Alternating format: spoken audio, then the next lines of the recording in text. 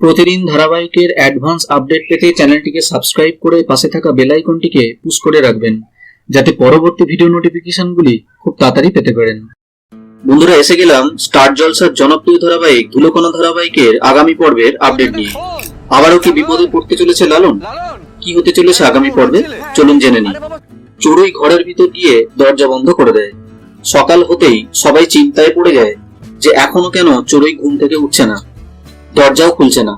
বাবা বলে, চড়ুই দরজা খোল, কিন্তু সাড়া মেলে না।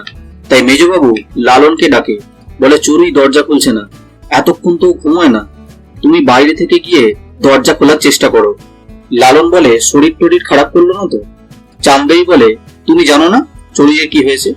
দেখা যায় চড়ুই খাটে উপুর হয়ে শুয়ে আছে।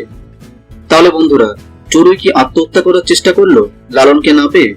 কি হতে চলেছে ধুলোকণার আগামী পর্বগুলি, তাই জানতে হলে আপডেটগুলি ফলো রাখতে ভুলবেন না।